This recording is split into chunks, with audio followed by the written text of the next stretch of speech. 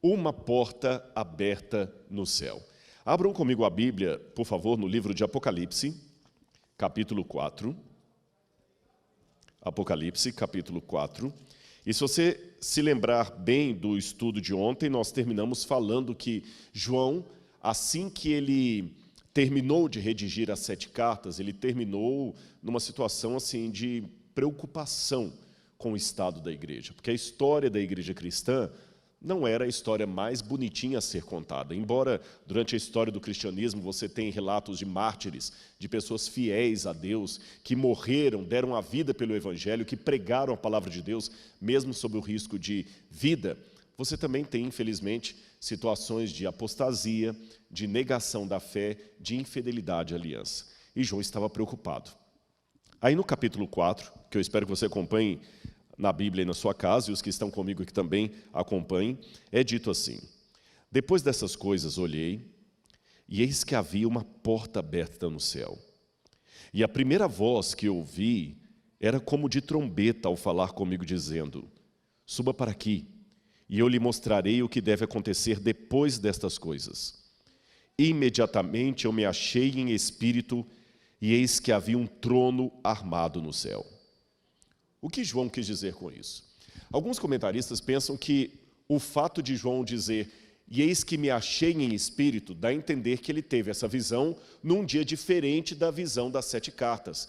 Porque lá ele fala, arrebatado fui em espírito no dia do Senhor, e ouvi uma voz por detrás de mim que dizia, o que vês, escreve e manda às igrejas que estão na Ásia.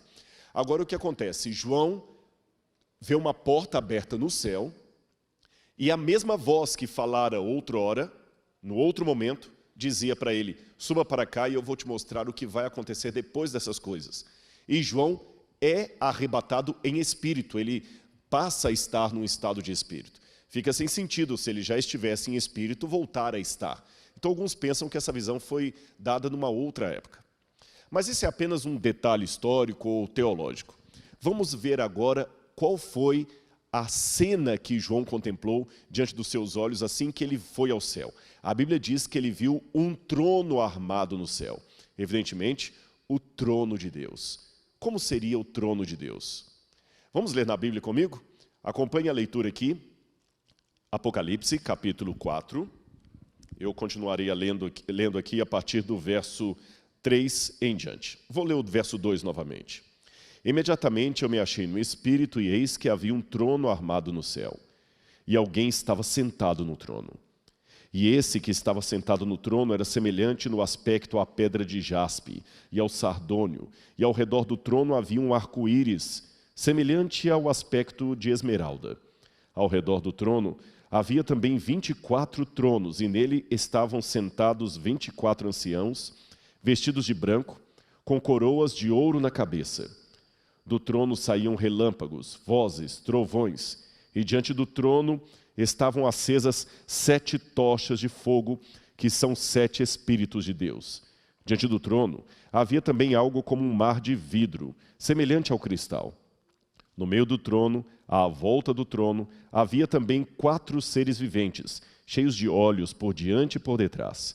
O primeiro ser vivente era semelhante a um leão, o segundo semelhante a um novilho, o terceiro semelhante ao rosto de um homem, e o quarto ser vivente era semelhante à águia quando está voando. E os 4 seres viventes, cada um deles, respectivamente tendo 6 asas, estavam cheios de olhos ao redor e por dentro, e não tinham descanso algum, nem de dia nem de noite, clamando, Santo, Santo, Santo, é o Senhor Deus, o Todo-Poderoso, aquele que era, que é e que há de vir. Sempre que esses seres viventes davam glórias, honra e ações de graças ao que está sentado no trono, ao que vive para todo sempre, os 24 anciãos se prostravam diante daquele que está sentado no trono e adoravam o que vive para todo sempre, depositavam suas coroas diante do trono, proclamando, digno és, Senhor e Deus nosso, de receber a glória, a honra e o poder, porque criaste todas as coisas, e por tua vontade elas vieram a existir e foram criadas. Esse é o texto. Agora, uma coisa importante para a gente analisar, na verdade até eu fechei minha Bíblia, mas eu gostaria que você ficasse com a sua aberta, Qual é o sentido prático disso para nós hoje? Uma vez um amigo me falou, olha, é importante o conteúdo, mas se você não trouxer aquilo para a realidade das pessoas, o coração não fala ao coração. E eu concordo com essa observação. Então vamos pegar essa visão do trono e vamos transformar em duas situações práticas para você que está hoje. Se eu estivesse lendo a Bíblia numa época de problemas, esse talvez não seria o melhor texto para eu ler. Os seres ali clamando, glória a Deus, digno és, e comemorando. Eu não gostaria de ouvir de comemoração, eu estou triste. Aliás, era essa situação psicológica que João estava. Raciocine comigo. João estava preso na ilha de Patmos contra a sua vontade, cercado de água por todos os lados, vendo no alto do monte o templo da deusa Ártemis, sentindo preocupação sobre-humana com a igreja que ele deixara em Éfeso e na Ásia Menor, sabendo que a igreja estava sendo atacada por muitos dissidentes, por gnósticos, por grupos separatistas, sabendo que a sua vida estava com o risco de acabar a qualquer momento, porque Domiciano poderia mandar matá-lo na ilha de Patmos, sabendo que Jesus parecia nunca mais voltar, tão demorada a promessa da volta dele. João certamente em Patmos não estava nos seus melhores dias. E para piorar esse quadro de João, ele termina a primeira parte da visão ainda mais preocupado com a igreja, como eu disse ontem. As 7 cartas não revelavam a melhor história. Começa até bem, com a cidade de Éfeso sendo elogiada, mas ali já há uma advertência de Cristo. Eu tenho, porém, contra você que você deixou o seu primeiro amor. Depois ele vai passando por todas as cartas até Laodiceia, e o quadro só vai piorando, piorando, piorando, até que chega em Laodiceia e fala, você é miserável, pobre, cega e nua. João não estava, definitivamente, no seu melhor dia. E agora, quando ele vê o céu, vê todo mundo feliz, dando louvores a Deus, parece uma cena sádica de alguém rasgando dinheiro na frente de um pobre. João deveria ter questionado, poxa vida, nós estamos sofrendo aqui e vocês comemorando. Não há o que comemorar, eu estou preocupado. É assim que você muitas vezes se sente diante de uma cena como esta? Você está angustiado, triste, e de repente alguém fala assim, dê louvores a Deus. Louvor a Deus? Uma vez uma jovem viúva, que era muito amiga minha desde a infância, o marido dela faleceu num acidente, e eu estava na igreja, na época era aquela comemoração de fim de ano, então tinha uma santa ceia ao pôr do sol. Muitas igrejas ainda têm essa boa prática. E as pessoas levam uma oferta, e durante determinado momento começam a agradecer pelas bênçãos durante o ano. Ela estava tocando o piano, depois ela começou a chorar no canto e falou comigo assim, eu não tenho o que agradecer esse ano. Meu marido morreu num acidente. O que eu vou agradecer? Eu não estou nem com vontade de tomar a Santa Ceia. Num primeiro momento, eu concordei com ela. E digo que ainda respeito a dor dela. Mas depois de alguma reflexão, eu comecei a pensar, será que nós devemos dar louvores a Deus somente nos momentos bons da vida? Ou será que mesmo a situação ruim pode me mostrar o motivo pelo qual eu seja grato? Por exemplo, a pilha de roupas na minha máquina de lavar pode ser um problema, mas um problema que mostra que eu tenho roupas. Aquele som de uma música horrível pode ser um problema, mas um problema que me revela que eu tenho audição. Perceberam? Aquela comida com um gosto meio ruim pode ser um problema, mas um problema que me mostra que eu tenho paladar. E há muitas coisas que nós temos na vida diariamente, e você que está em casa, preste atenção nisso que eu vou falar. Eu não quero que desdenhar a sua dor, de maneira nenhuma, não interprete assim. Mas saiba que há muitas coisas que você tem diariamente na sua vida que são o ardente desejo e oração de milhões de pessoas ao redor do mundo. Você está assistindo essa mensagem enquanto janta aí na sala e colocou o celular e está me escutando e jantando? Sabe quantas pessoas hoje não têm o que comer? Aqui em São Paulo, de onde eu estou pregando, está um pouco frio desde anteontem. A temperatura caiu. Ontem fez 18 graus. Mas você tem um cobertor para dormir. Você tem um colchão esperando você logo depois que você terminar de assistir essa mensagem. Milhões de pessoas não têm um colchão.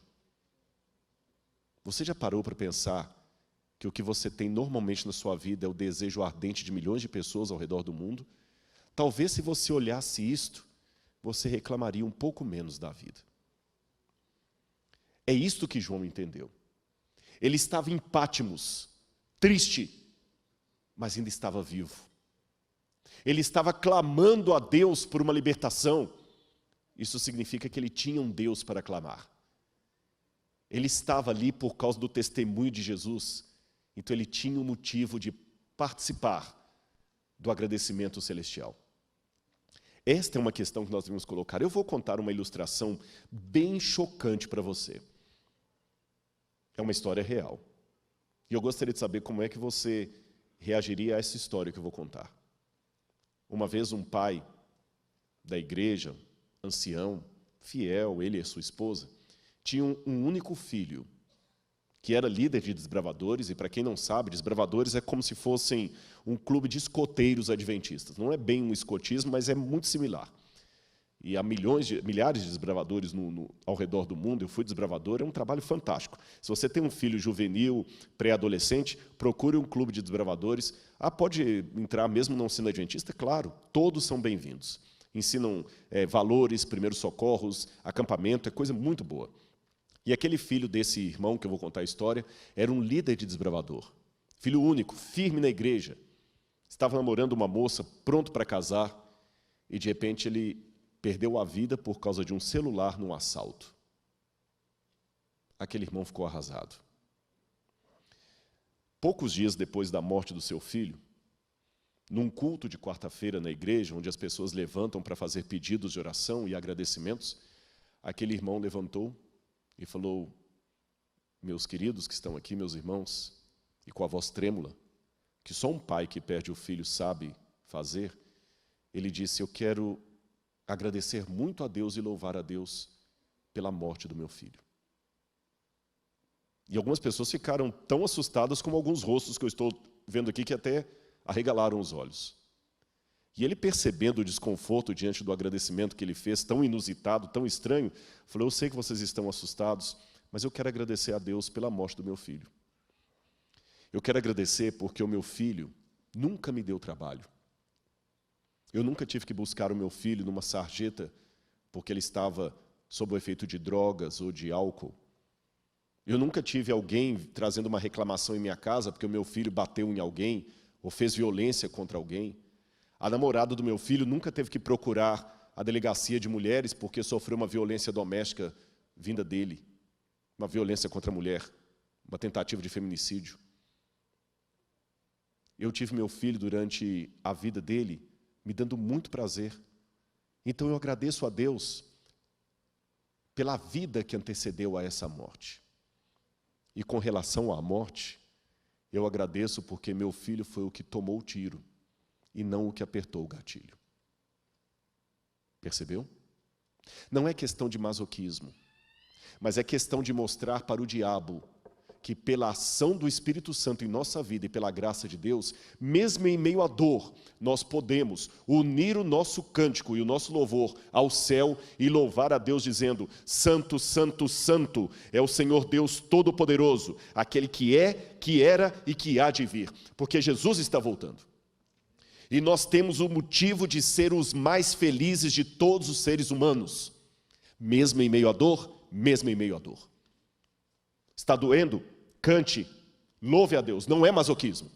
Assim você está entendendo na prática a hermenêutica do Apocalipse. Não é apenas uma questão de mostrar o texto, mas o que eu faço com isso? O que eu faço com isso?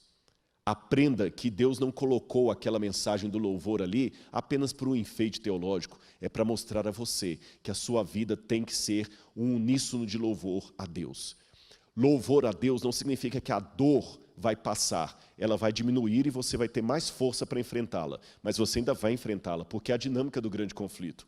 Se sofrermos demais, nós não suportamos. Mas se sofrermos de menos, não sabemos quão mal é o mal e não desejamos a volta de Jesus. Agora vamos voltar ao texto, que eu ainda quero chamar a sua atenção para outro detalhe aqui. Aqui diz que João viu o trono de Deus ali e o quadro é um pouco misturado aqui. Vamos ver no quadro quais foram as cenas que João viu. Seria mais ou menos esse o desenho artístico da visão de João. Ele viu o trono de Deus lá no meio.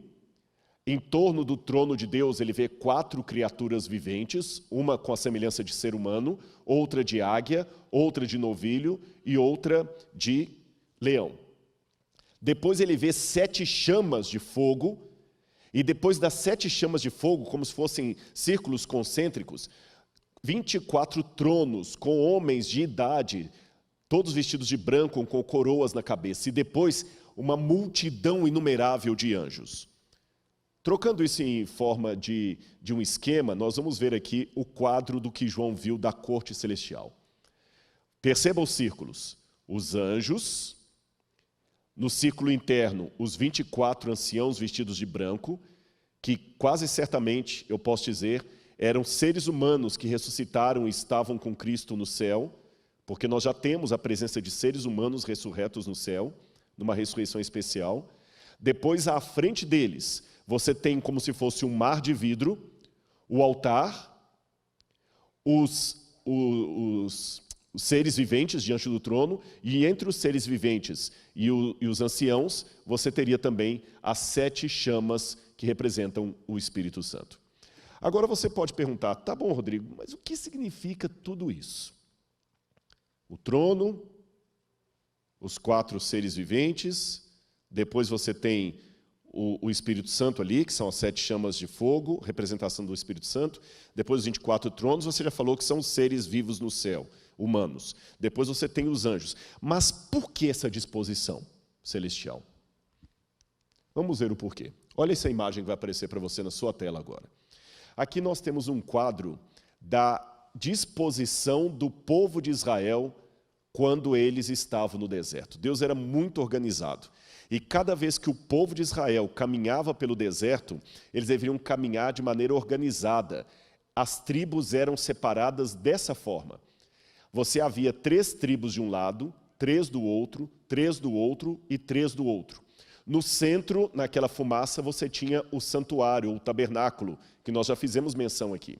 Em frente ao tabernáculo, aquele ponto um pouquinho menor, seriam Moisés, Arão e seus filhos. Depois, os 3 pontos próximos seriam as tribos dos levitas, que cuidavam do santuário. Depois você tinha, na primeira coluna, 3 tribos lideradas pela tribo de Efraim, que ficava à frente. Depois mais 3 tribos aqui, lideradas pela tribo de Dan. Depois mais 3 tribos lideradas pela tribo de Judá. E mais 3 tribos lideradas pela tribo de Ruben. Agora você pode perguntar, espera um pouquinho, Rodrigo, antes de você continuar. Se eu contar ali, tem 13 tribos de Israel. 3, 3, 3, dá 12, com mais a dos levitas, 13. São 12 ou 13 tribos de Israel. Como é que a gente explica isso? Isso aqui é simples de explicar. Jacó teve, na verdade, 12 filhos, não 13 filhos. Mas um dos filhos de Jacó chamava-se José.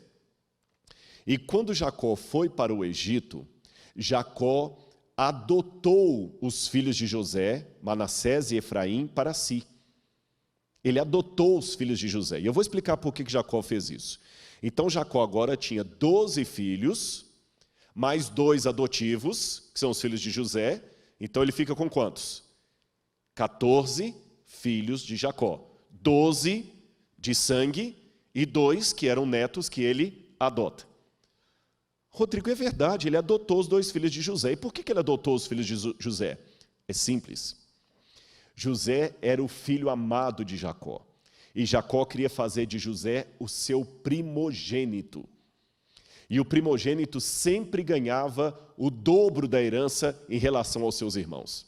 Então, uma forma legal que Jacó encontrou de dar o dobro da herança para José foi adotando os seus 2 filhos, Efraim e Manassés, porque assim, enquanto cada um filho ganharia uma porção, José, através dos seus 2 filhos, ganharia o dobro. Só que na divisão das terras em Israel, a tribo dos levitas não ganhou porção de terra, porque eles viviam em torno do santuário, tendo que trabalhar para o santuário, o seu sustento seria o dízimo tirado das outras tribos. Então a tribo de Levi não tinha herança, apenas em cada tribo eles tinham uma cidade para eles, só isso. E como José estava representado pelos seus 2 filhos, Efraim e Manassés, você volta a ter então 12 tribos, mas mais a tribo de Levi. Ficou claro? Agora que isso está esclarecido para você, eu gostaria de mostrar mais um detalhe. Abra a Bíblia comigo em Números, capítulo 1, versículo 52. Números, capítulo 1, versículo 52. Se depois em sua casa você ler o livro de Números, no capítulo 2, você vai ver que lá descreve justamente aquela disposição do povo de Israel no deserto que eu mencionei para vocês. Agora eu gostaria de ler o capítulo 1, versículo 52 de Números. Assim diz na minha Bíblia.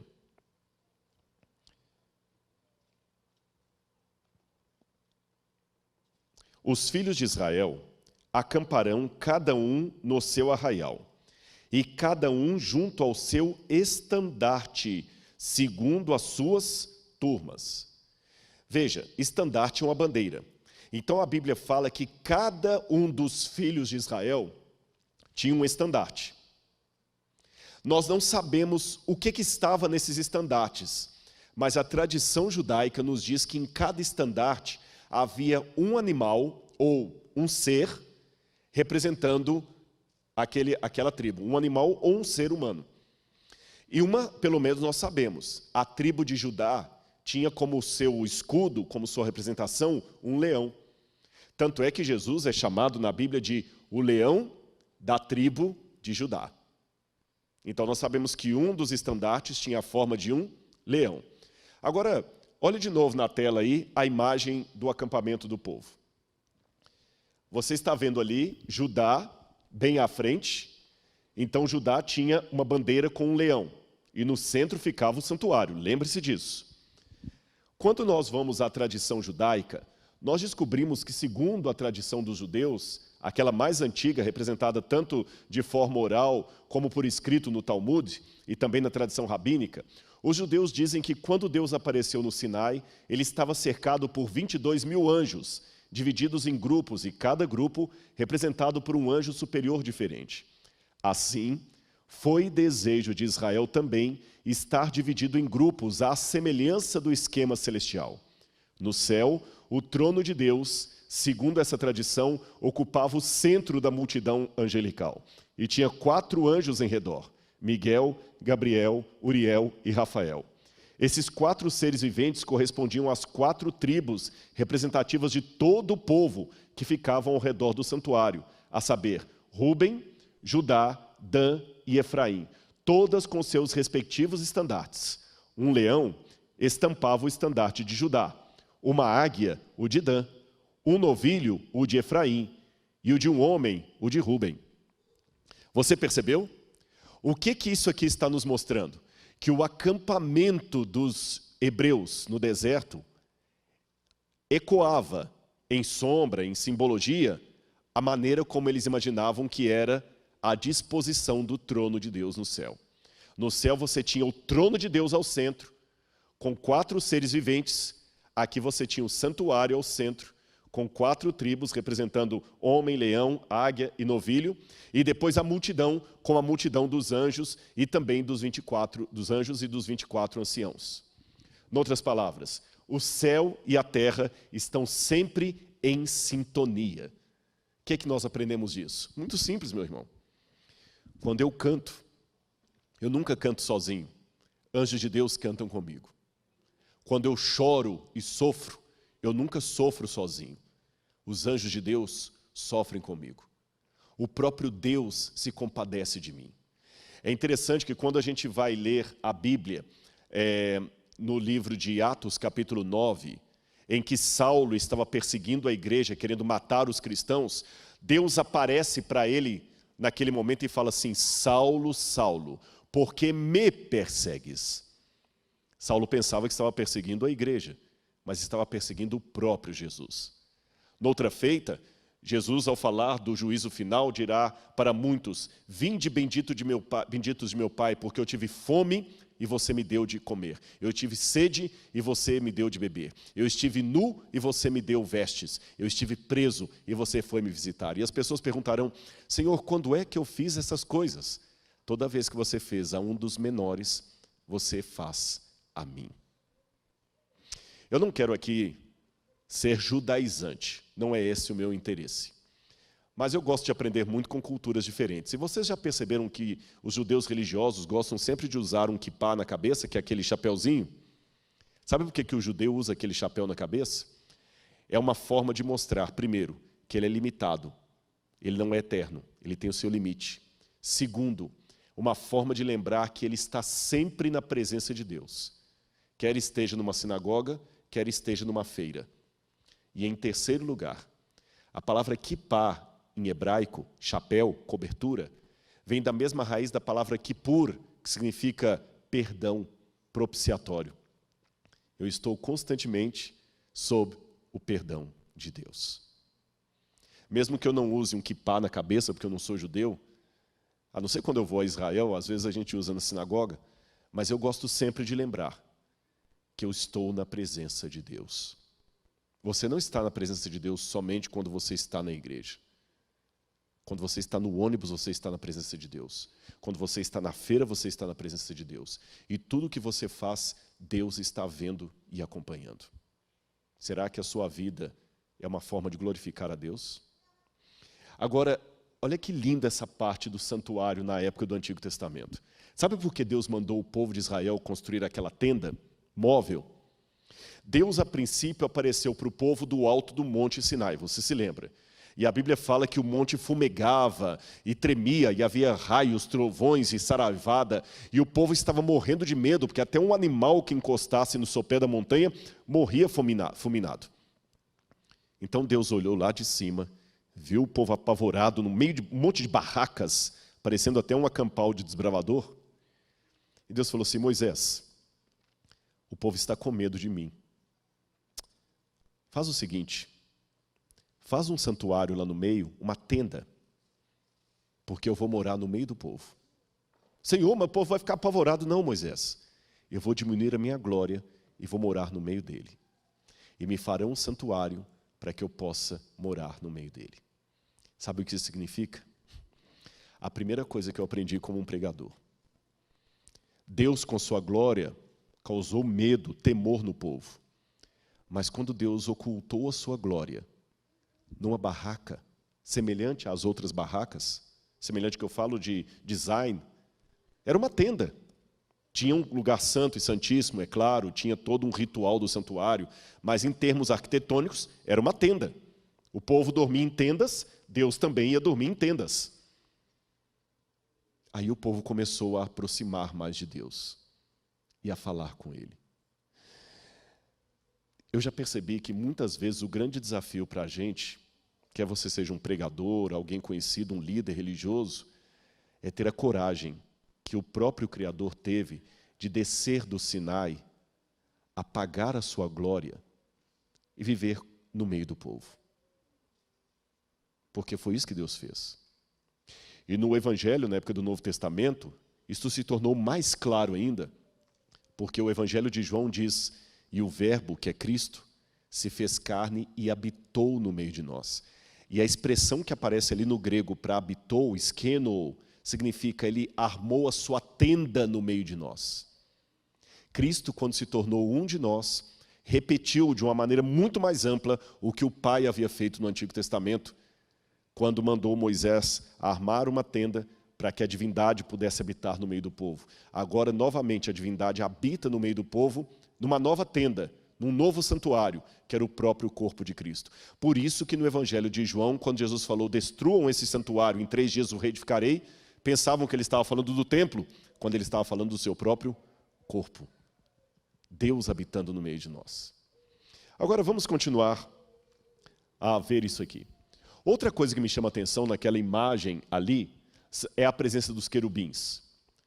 A Bíblia diversas vezes fala dos querubins, eles estavam estacionados ao leste do Jardim do Éden para guardar o caminho da árvore da vida. Eles parecem carregar o firmamento com o trono de Deus, você vê isso em Ezequiel 11, 22 e 10, 1 e 2. Em Ezequiel 11, 22 ainda, o rei de Tiro é de maneira zombeteiramente comparado a um desses querubins, provavelmente Lúcifer, que era designado como tendo residência no Éden, na montanha de Deus. E aqui chama a minha atenção que esse querubim, ele é chamado de querubim da guarda, mas o hebraico pode ser querubim cobridor. O que significa isso? Olha que lindo porque tinham aqueles querubins em torno do trono de Deus. E talvez o próprio Lúcifer teria essa função no céu antes da sua rebelião, antes da sua queda. Ele era um querubim cobridor. E o que significa isso? A glória de Deus era tão grandiosa, tão majestosa, que até os anjos no céu precisam ter essa glória filtrada para não serem cegados por ela. Quando Deus se manifesta no seu trono no meio, os anjos abrem as asas para receber o fulgor da glória de Deus, e com outras asas eles cobrem o próprio rosto e os pés em reverência. Agora, raciocine comigo. Se até os anjos, que não têm pecado, que estão na glória, têm toda essa reverência perante Deus, por que eu vou tratar Deus como uma coisa qualquer? Reverência pelo nome do Senhor. É isso que nós precisamos ter. Vamos continuar aqui o nosso passeio pelo Antigo Testamento. Você está vendo como é que tudo encaixa com a disposição do céu e na terra. Agora vamos falar dos serafins. Os serafins são outra classe de anjos que parece ter a mesma função dos querubins. Olha o que diz Isaías 6, 1 a 3. No ano em que faleceu o rei Uzias, eu vi o Eterno sentado sobre um trono alto e exaltado.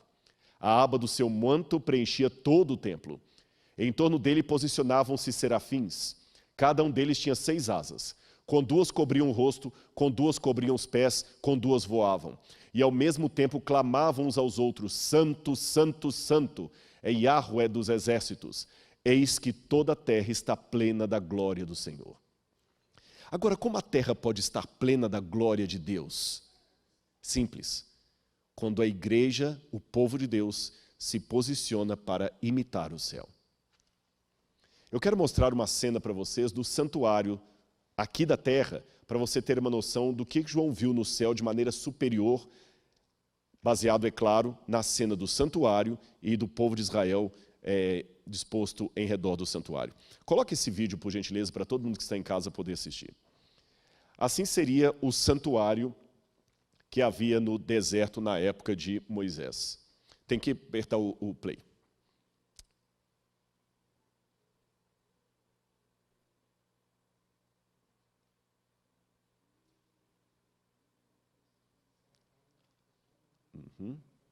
Será que travou ali?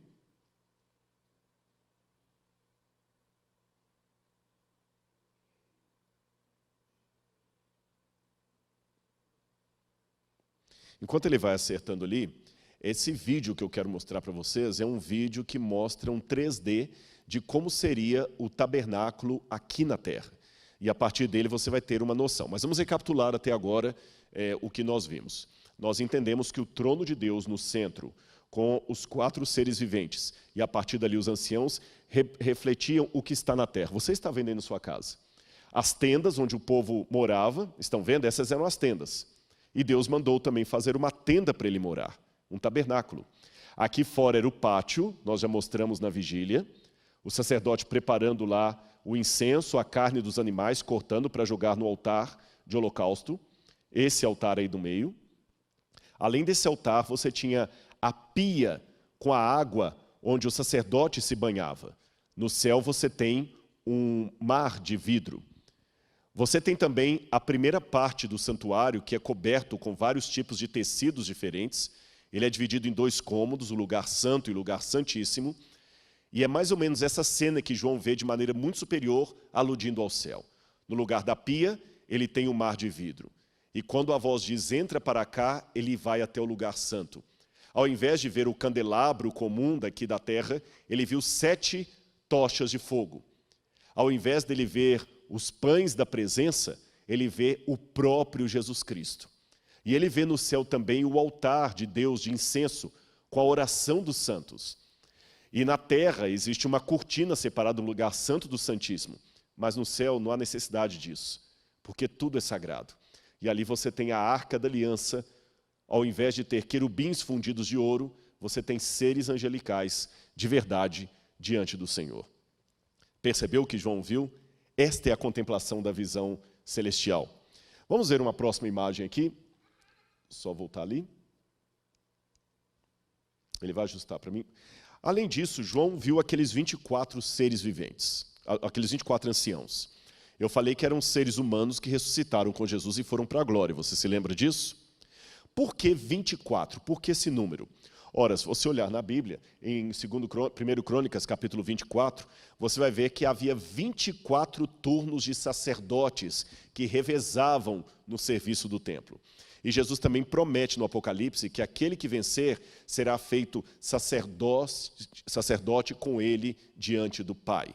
Então, aqueles ali são uma amostra da humanidade que Jesus já está salvando dia após dia por sua graça.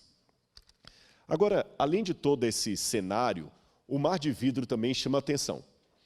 O mar de vidro, o céu era concebido pelos antigos como sendo uma grande cúpula que se estendia sobre a terra. E por debaixo dessa cúpula estava a terra, acima dela o céu. Na história da criação você tem as águas que estão debaixo do firmamento e as águas que estão acima do firmamento. O salmista chama as águas que estão acima do firmamento para que louvem a Deus. Salmo 148, verso 4. Sobre esse mar que está acima do firmamento, João vê o trono de Deus. Afinal, o salmista diz que Deus apoia as vigas de sua morada sobre o mar do firmamento. Agora, apesar de toda essa visão majestosa, João ainda estava um pouco aflito com relação à igreja. Lembra que eu falei que o ato de louvar a Deus, de participar da adoração, não significa que a dor vai desaparecer. Ela vai diminuir e Deus vai lhe dar forças para enfrentá-la. Mas não promete a você um mar de rosas. João viu a glória, talvez por um momento até ficou extasiado com tudo aquilo, mas logo ele se lembrou da igreja. E quando essa visão acabar? Se eu pudesse ficar aqui no céu e nunca mais voltar, mas, Senhor, eu também não gostaria de ficar aqui no céu, tendo os meus irmãos lá na terra, em situação tão caótica, eu tenho que cuidar da igreja que o Senhor mandou eu cuidar. Lembra que Paulo uma vez disse que o grande desejo da alma dele era partir e estar com Cristo, mas que por amor da igreja, ele ainda ficava na carne? João deve ter tido o mesmo sentimento. Como eu gostaria de ficar aqui, mas eu sei que essa visão vai terminar. E a igreja? Será que ela vai poder subir aqui e receber a recompensa? Aí, quando nós vamos à Bíblia, nós vemos uma cena que novamente me chama bastante atenção. Abram comigo a Bíblia, dessa vez em Apocalipse, capítulo 5. Apocalipse, capítulo 5. Vi na mão direita daquele que estava sentado no trono um livro em forma de rolo, escrito por dentro e por fora, e selado com 7 selos. Vi um anjo forte que proclamava com grande voz: quem é digno de quebrar os selos e abrir o livro? Ora, ninguém no céu, nem sobre a terra, nem debaixo da terra, ninguém podia abrir o livro, nem mesmo olhar para ele. E eu chorava muito, porque ninguém foi achado digno de abrir o livro, nem mesmo olhar para ele. Por que esse livro causou tanta consternação em João?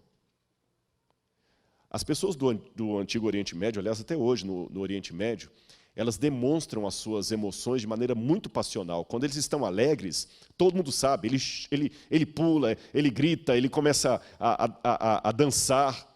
Este é o quadro de um judeu muito feliz. Mas quando ele está triste, ele de fato fica triste. Ele pega terra, ele joga na cabeça, ele rasga a própria roupa. Tanto é que os judeus, quando estão em situação de luto, é comum, até hoje, eles pegarem uma camisa e rasgarem, e ficar com aquela camisa rasgada durante todos os dias do luto. O pastor Gilson já esteve em Israel, ele sabe, no trânsito, como é que eles buzinam, como é que eles demonstram as emoções. E até quando estão falando em árabe ou hebraico, eles falam sempre gesticulando com as mãos. Sendo João alguém do Oriente Médio, quando ele diz que chorava e chorava muito, pastor Gilson, eu imagino João como aquelas pessoas que você viu tantas vezes lá em Jerusalém. João não ficou chorando só assim, ele chorava de gritar. Eu imagino até, e não estou cometendo nenhum sacrilégio em imaginar isso, que João até gritava junto com os outros, escuta, por favor, gente, alguém abra o livro. Mas eu pergunto a você, João já tinha visto o trono de Deus, mas o livro ninguém podia olhar? O que havia de tão sério nesse livro que ninguém podia nem olhar para ele? E mais, o que havia de tão sério nesse livro que provocou lágrimas compulsivas de João? Será que esse livro tem alguma relação com o destino da igreja? Portanto, se você quer saber a continuação disso, se você quer saber qual é o futuro da igreja segundo o Apocalipse, e se você é um daqueles que já não acreditam mais na instituição chamada igreja, o sermão de amanhã é um sermão que você não pode perder. Qual é o mistério do livro selado com 7 selos? Por que esse livro causou tanto choro em João? Por que ninguém podia abri-lo, nem olhar para ele? Mas para não terminar o sermão de hoje de outra forma senão espiritual, eu quero falar com você de uma palavra muito interessante que eu aprendi em Israel. O hebraico hoje incorporou essa palavra, mas originalmente ela era do Yiddish. Yiddish é um dialeto que os judeus falavam na Europa, especialmente na época da Segunda Guerra Mundial. A palavra é chutzpah. Chutzpah. Essa é uma palavra muito marcante e dificilmente temos uma tradução para chutzpah em português. Como algumas palavras de outros idiomas não têm tradução, é melhor tentar explicá-la a partir do sentimento daquele grupo. Lembra que eu falei com vocês que o judeu ele sente tudo com muita força? Quando ele está alegre mesmo, ele canta, ele assobia, ele pula. E quando ele está triste mesmo, quando ele briga mesmo. Pois bem, esse povo é um povo muito audacioso. Eles vão adiante, eles vão à luta. E quando eles querem uma coisa, querem mesmo. Então acabaram chamando esse sentimento de querer algo acima de tudo de chutzpah. Em outras palavras, quem quer dá um jeito, quem não quer dá uma desculpa. Os próprios judeus, reconhecendo a dificuldade de traduzir chutzpah para outros idiomas, essa palavra não está na Bíblia, ela aparece na Mishnah dos judeus. Mas os próprios judeus, reconhecendo a dificuldade de traduzir chutzpah para outras línguas, eles até contam numa piadinha quando você pergunta para eles o que é chutzpah. Eles falam o seguinte, chutzpah é o caso daquele advogado que matou os próprios pais e no dia do juízo ele pediu para não ser preso porque ele era órfão. Chutzpah, audacioso. A palavra, então, da piadinha judaica para a realidade, ela pode ter 2 sentidos, um positivo, um negativo. Um chutzpah negativo é aquela audácia, aquela arrogância de alguém que é inoportuno, que ele pede coisa que ele não tem direito de pedir. Ele é chato. Mas existe um outro lado do chutzpah, que é aquela pessoa que quer um ideal e ele luta por esse ideal e ele vai até as últimas consequências. E aí, nesse sentido positivo, os judeus dizem que Deus valoriza a atitude de chutzpah, a atitude de audácia. Está aí. Audácia seria uma boa palavra, não para traduzir ao pé da letra, mas para dar uma ideia do que é chutzpah. Você está entendendo em casa o sentido dessa palavra? Audácia, intrepidez. E os judeus dizem que Deus valoriza essas atitudes de intrepidez. E quando eu olho na Bíblia, não é que eles estão certos? Uma vez, Deus viu um homem matando um egípcio, que ele queria fazer justiça. Deus olhou de cima e falou, esse camarada está errado. Ele está metendo as mãos pelos pés.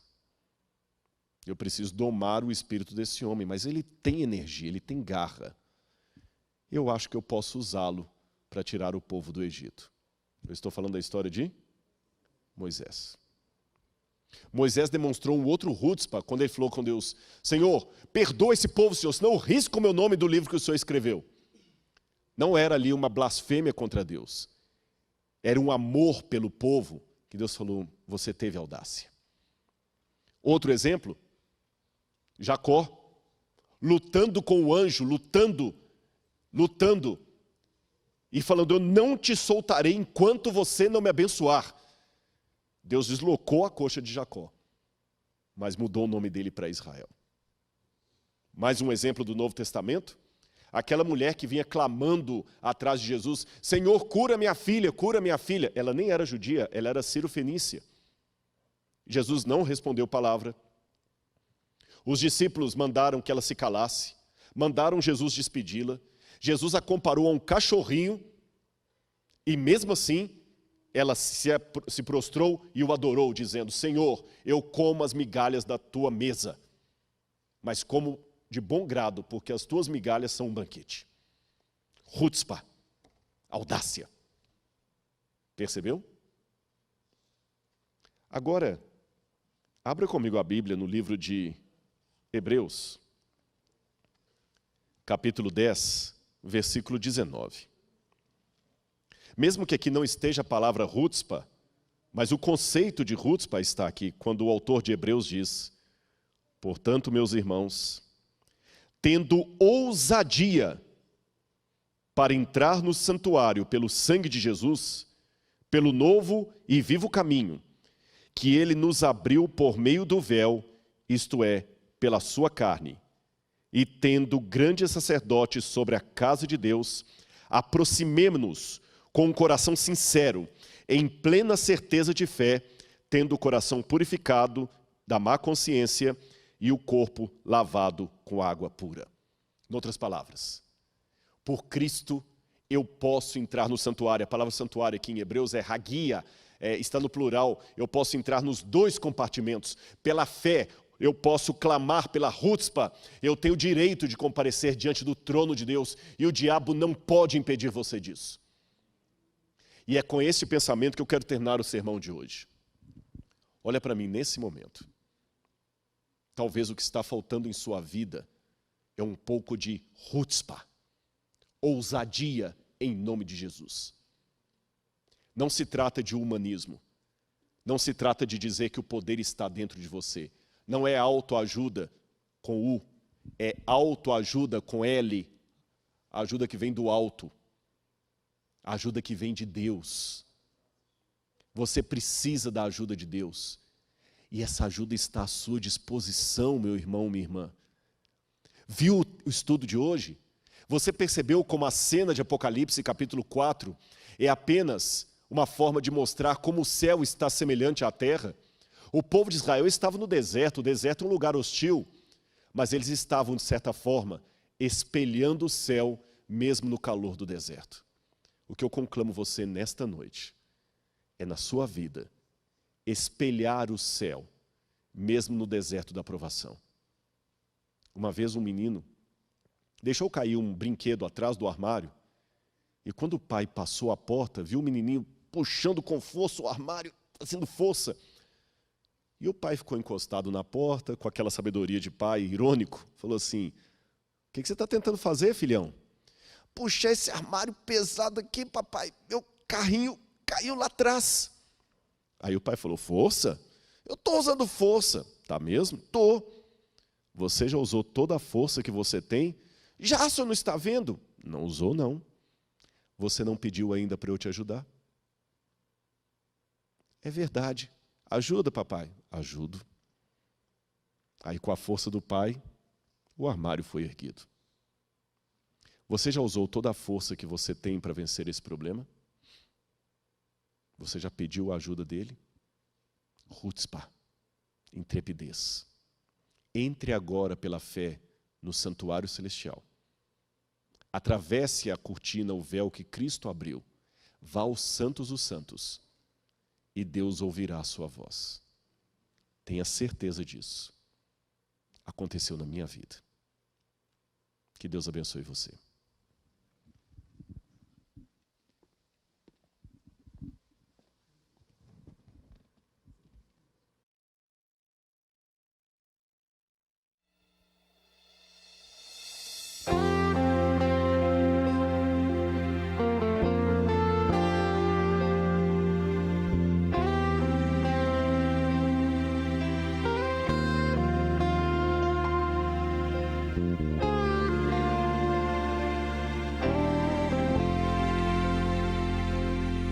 Eu vi um novo céu e uma nova terra, porém não vi o mar, nem este nosso céu, mas eu vi uma cidade que descia lá do alto, e ouvi uma grande voz que enchia toda a terra. E cheia de esperança, a terra então ficou. Os salvos redimidos subiam com Jesus. Nem a morte, nem o luto, e nem mesmo a doença, nem o pranto, nem a dor moravam nesse lar de amor.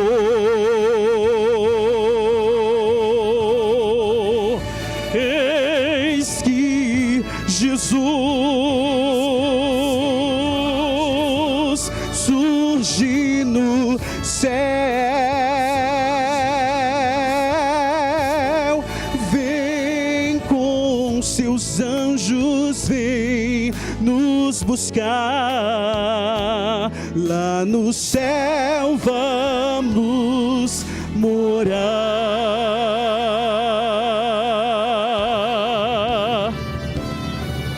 De Deus provinha a voz que enchia toda a terra, deixando os corações repletos de tremor.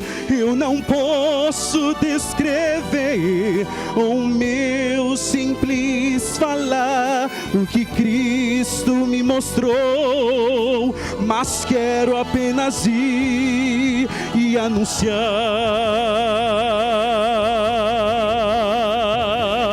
Eis que Jesus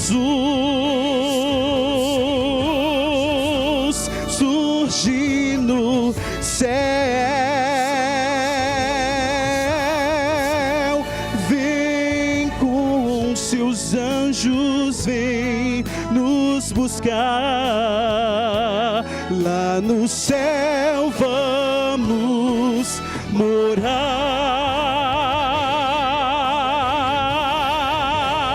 Eis que Jesus surge no céu, vem com seus anjos, vem nos buscar. Lá no céu vamos morar. Lá no céu vamos morar. Lá no céu vamos morar.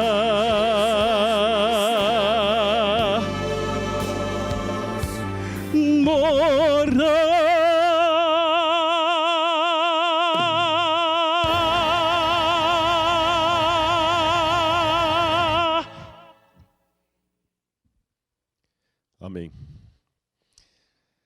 Em breve, muito em breve, nós vamos ver esse novo céu e essa nova terra. E que esse cântico que vocês ouviram hoje seja apenas um ensaio. quando todos nós cantarmos com os anjos. Mas eu adianto para você que com os olhos e os ouvidos da fé, eu posso ver e ouvir que anjos também estão cantando conosco nessa noite. O que aparentou ser um solo, na verdade era um coral. Tá bem? Pense nisso. Se você hoje caminhar pela tempestade, não tenha medo da escuridão. Continue rumo à frente, mantenha o amor no seu coração e você não andará só. Você e Jesus serão sempre a maioria esmagadora, porque o céu estará com você. Eu vou orar nesse momento e eu vou incluir 2 pedidos especiais de oração pelo querido professor Narciso, que vai fazer um exame médico entre hoje e amanhã. E o senhor Francisco, pai do pastor Michelson Borges, amigo nosso, que o pai também está internado numa UTI com estado de saúde delicado. E colocando esses 2 pedidos, eu represento simbolicamente todos os pedidos que estão no coração de cada um de vocês. E suplico a Deus para, em breve, não precisar mais orar por casos como este.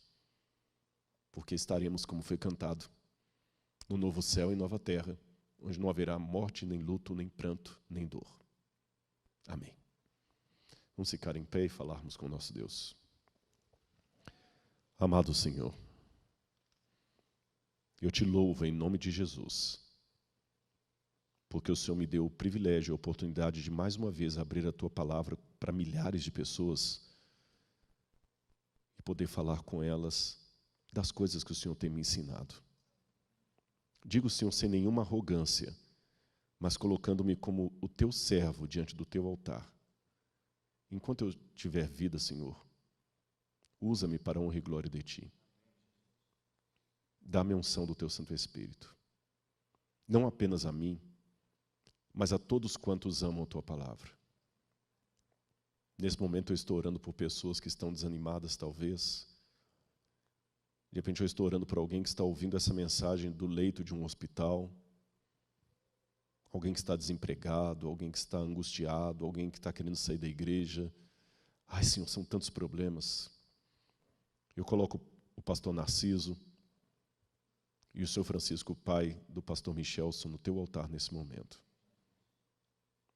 E ao mesmo tempo que eu peço que o Senhor esteja com eles, Senhor, com os médicos que vão examiná-los, eu não posso deixar, Senhor, de suplicar que traz logo o conforto definitivo às nossas preces. Que chegue logo o dia em que não precisaremos mais orar por ninguém que vai se submeter a uma cirurgia, a uma intervenção médica. Traga o dia, Senhor, em que poderemos ouvir os anjos não apenas pela fé, mas pelos nossos ouvidos glorificados. Mas enquanto esse dia não chega, enquanto estamos aqui nas tendas do deserto, que possamos olhar para o santuário no nosso meio e saber que tudo isto representa a disposição do próprio trono de Deus. Afinal, tudo isso é um símbolo daquela realidade prometida por Cristo, que depois do milênio, a Nova Jerusalém vai descer aqui nesse mundo, e nela não haverá santuário, porque o próprio Cordeiro habitará no nosso meio. Traga logo esse dia, Senhor, e dá-nos a Tua paz. Em nome de Jesus. Amém.